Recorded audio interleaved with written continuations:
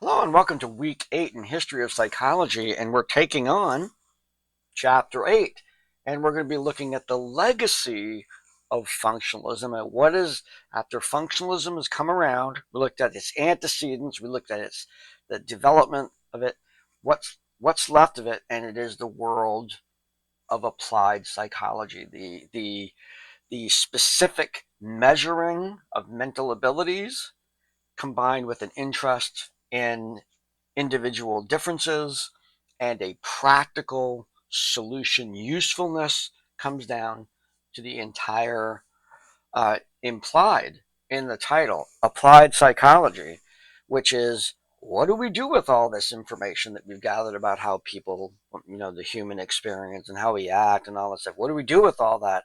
A very, very pragmatic approach to this. So we start to see, I think, what you will recognize as some names that you have seen in other classes. We start off with Piaget and Binet. Basically, well, Piaget worked on it, but Alfred Binet created what is now known as the now over in America, it's the Stanford Binet intelligence test, but established the notion of IQ or intelligence quotient. It established basically the notion that we have a chronological age and we have a mental age, and the ratio of those, how close or how far are they apart, or which one's higher than the other. If somebody's mental age is higher than their chronological age, so they're 5, but they're actually operating at a seven-year-old level, that person has a high IQ. A person who's 7 and operating as a 5-year-old has a lower IQ. That whole thing and the utility, the whole purpose of that particular creation was applied. The French government had contracted with Alfred Binet to create a test that would allow them to place students in the French scholastic system, those who were going to do well in school and those who needed extra help. So the very pragmatic use of the science of psychology. There was also an influx of interest. Some of what was happening, and some of this is not as clearly outlined in the history books, but when Americans were starting to establish themselves as psychologists and schools of psychology started to grow in America, they had a marketing they had some marketing that was going on. They wanted people to get excited about this field. Primarily, they wanted to have some jobs. So you couldn't, there was too many people in the field of psychology for everybody to just become a researcher. So the pragmatic use of this started to get really wide. So, the application of these principles to advertising, with right off the bat going into the field of productivity and the whole extra field of performance technology um, burst out of that, in terms of IO psychology, industrial organizational psychology, that starts to make itself known.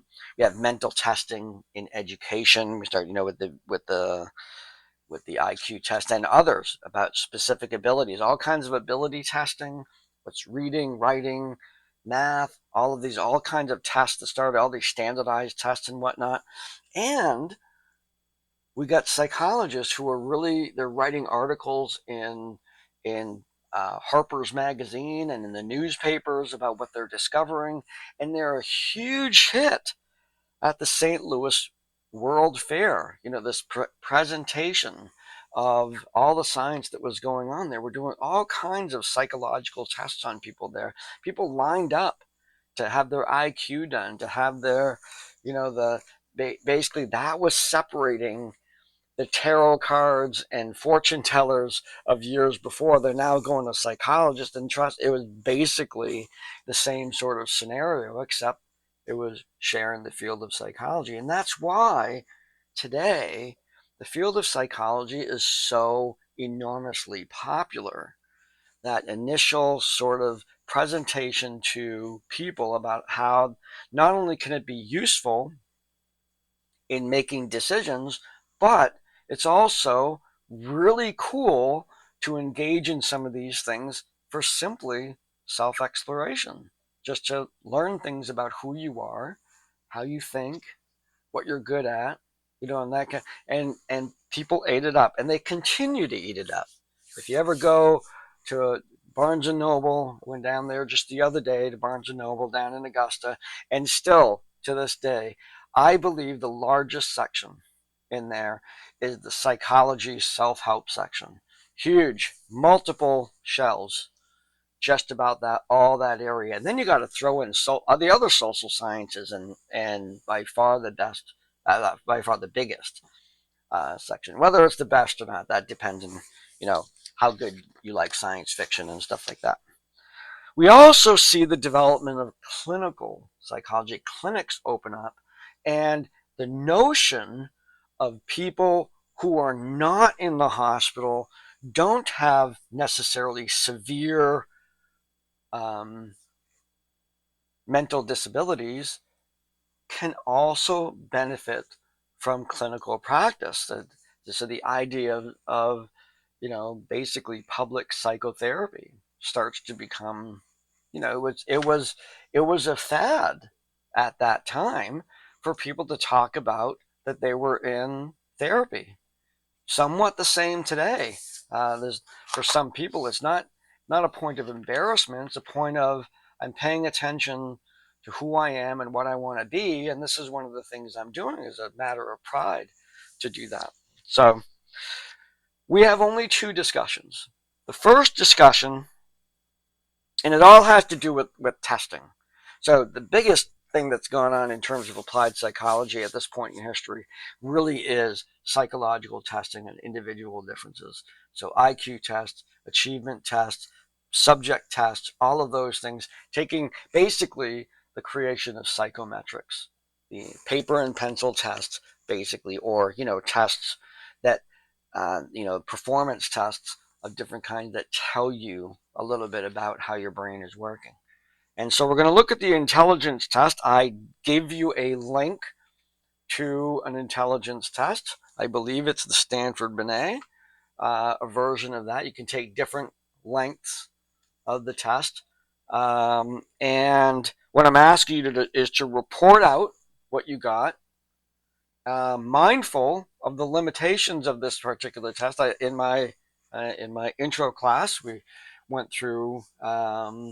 You took that class. You went through taking an intelligence test there too, and then in that context, really talking about the limits of IQ. That as you know, that IQ is a fairly good predictor of how well you're going to do in school. We know now, because we have theories of multiple intelligence, that IQ is not an all-encompassing quality about how smart you are. That's a false narrative.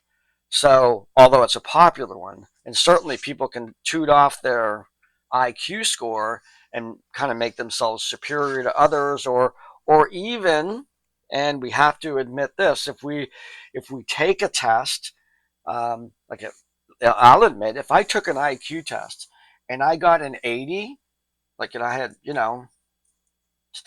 good standard deviation and more below the mean, my personal schema is that I'm smarter than that. I would think there's something wrong with the test. That's a little ego-driven, isn't it? But even though I know that IQ tests measure just a part of somebody's intelligence, still an important part. It's the part that has to do with doing well in school. Doesn't measure how well you're going to do in relationships.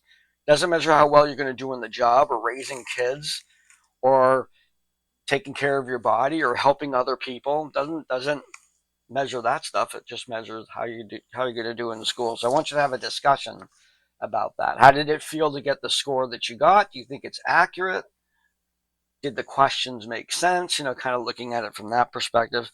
And then in discussion B, we're going to look at testing across the board. And I want you to reach into your memory banks and recall when you had to take test, achievement test, the main learning results test, whether you took a test like the SAT, or whether you took tests like, say, the Armed Service Vocational Aptitude Battery, the ASVAB, if you were considering going in the military or you did go in the military. That's used to place you, or look at, it's one of the ways in which they look at your the different jobs that are available in the military. How did those standardized tests, how did they feel to you? Do you feel that they measured something important? Do you think that they measured something useful? And so, and kind of try to discuss both of those, because part of the problem about test is not always centered on the test itself, but how people interpret and use them. So an individual, let's say, that uses an IQ test to determine who they're going to hire might get predictable results to a degree, but it might not be the best way to actually measure a person's capacity to do a job. There might be way better ways to do that. But if I'm going to take IQ as the grand thing when it's not, or anything like that, you didn't do well in the SATs, or if you did well, but then you come to school and like, why am I still struggling? Maybe you're a good test taker. Maybe, that's a key right there. Do people take tests well? What circumstances were they under that day? All these factors that come in that question the legitimacy of those tests at that time. That doesn't mean that those tests are crap. That is simply not true. You can't have a statement like, all of this is crap, it's all bull, it's all this. No, that's not true, because these tests are usually, particularly today, very well designed, standardized for different populations, different cultures, and whatnot. Very mindful in doing these things. The question is, what do they mean, and what is the limitations of those tests? So that's the second discussion. So the first one focuses on IQ, and then we have a discussion about all tests, all standardized tests. There's students at KV that are going to be taking nursing exams, electrician exams, OT exams. Those are all standardized tests that measure a person's capacity for their job. What about that? Let's have a discussion about that. Now, we're at week 8 on the KVCC schedule. We have next week, after this week, we have it off. We have spring break. So we have these 2 discussions as far as your responsibilities for this class, those 2 discussions. I do want to do a little bit of housekeeping, and that is on the article review. Some people have jumped right into that discussion board and they've claimed their article. I'm a little flexible with the due date on this, and I know I didn't make that really public, but I'm flexible on that due date, because that's a major assignment within this course, is that article, and you need to get on that. And if that means, get into that discussion board this week, pick that article, and with whatever time you had usually dedicated to this class, dedicate that time during spring break to get that assignment done and that to be submitted. I'll be grading those as they come in. And the break is a time for me to catch up as well. And so get those out to me as soon as you can. So enjoy this week, our exploration of applied psychology, and take care, and I'll see you online.